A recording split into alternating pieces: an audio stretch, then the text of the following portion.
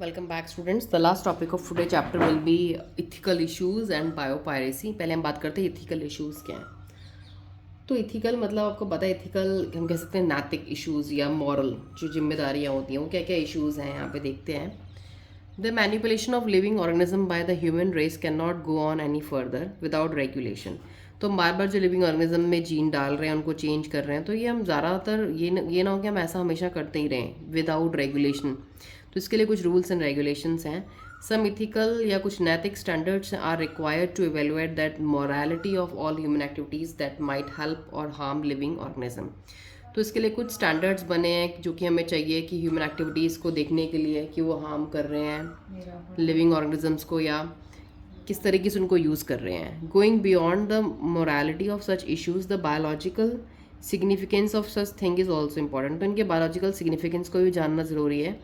Genetic modifications of organisms can have unpredictable results when such organisms are introduced into the ecosystem.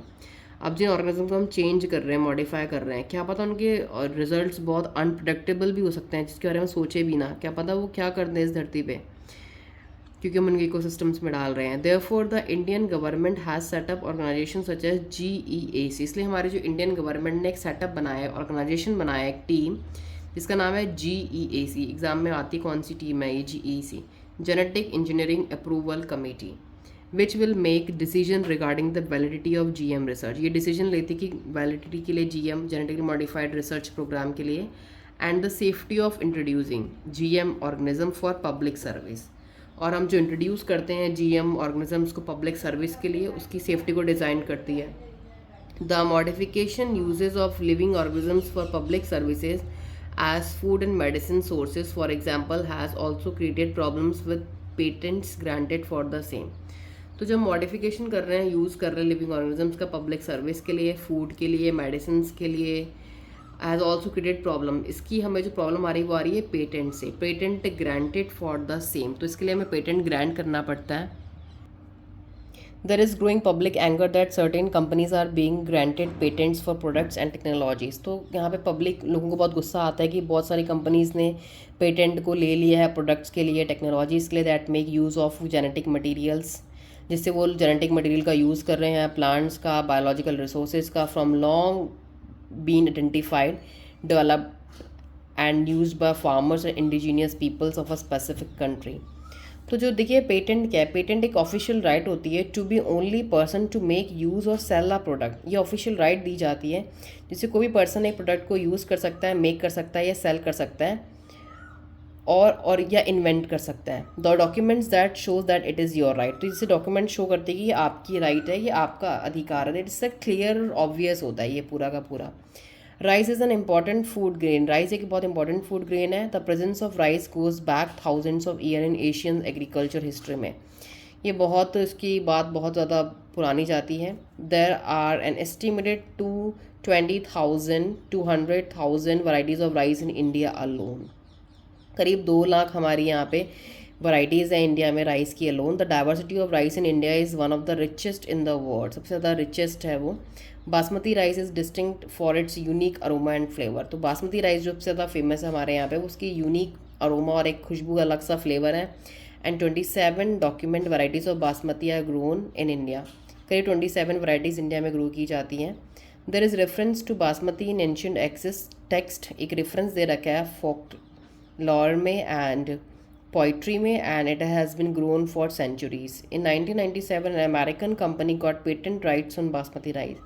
तो 1997 American company ने patent के right ले ली थी basmati grow करने के लिए अपने देश में through US patent and trademark office से.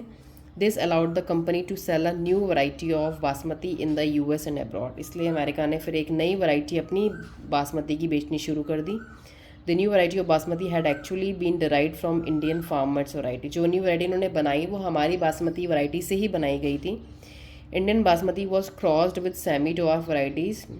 तो इंडियन बासमती राइस को क्रॉस किया गया था हाइब्रिडाइज कराया गया था सेमी डॉर्फ वैराइटीज़ से and claimed as an invention or a novelty. तो एक तरीके का एक नॉवल्टी था एक तरीके का हम कह सकते हैं.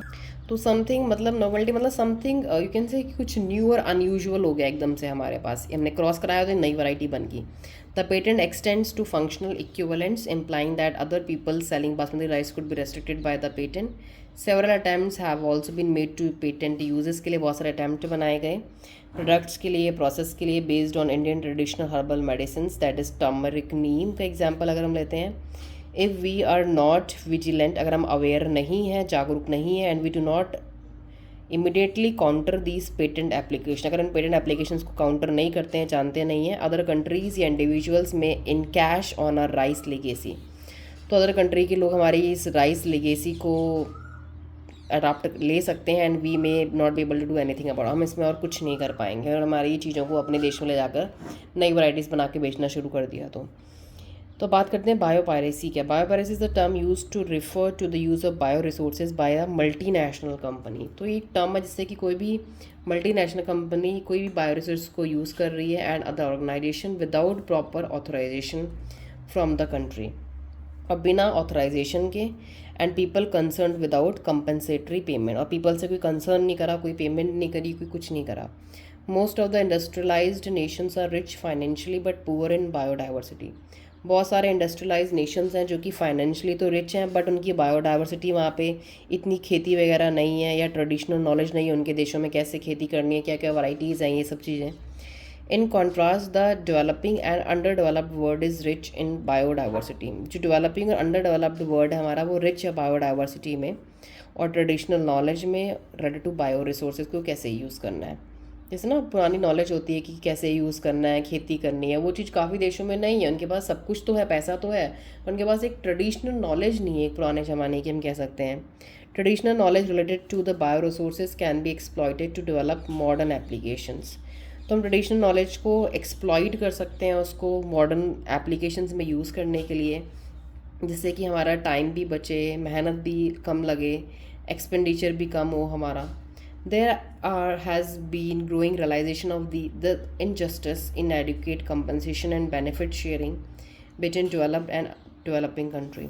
तो अब यहाँ हमारा एक कह सकते हैं इनजस्टिस हो रही है या इनएडिक्वेट कंपनसेशन हो रहा है जहाँ पे हम शेयरिंग कर रहे हैं डेवलप्ड और डेवलपिंग कंट्रीज़ में Therefore, some nations are developing laws to prevent such unauthorized exploitation. इसलिए कुछ नेशंस कुछ कंट्रीज़ क्या कर रही हैं ऐसे लॉ बना रही हैं अलग अलग तरीके जिससे कि कोई उनके देश का सामान यूज़ ना करे उनकी देश के रिसोर्सेज को यूज़ ना कर सके विदाउट परमिशन और या उनकी देश की ट्रेडिशनल नॉलेज को कोई चोरी ना कर सके the Indian parliament has recently clear the second amendment of Indian patent bill हमारे देश में हमारे पार्लियामेंट ने क्या करा एक क्लियर्ड करा सेकेंड अमेंडमेंट उन्होंने क्लियर्ड कर दिया बता दिया इंडियन पेटेंट बिल्स का that take such issues into consideration वो क्या इश्यूज़ लेता है कंसिडरेशन में इंक्लूडिंग पेटेंट टर्म्स को इमरजेंसी प्रोविजंस को रिसर्च को और डेवलपमेंट इनिशिएटिव्स को तो ये इंडियन पार्लियामेंट की बात थी उन्होंने क्या क्लियर कर दिया क्या अमेंडमेंट पास करी है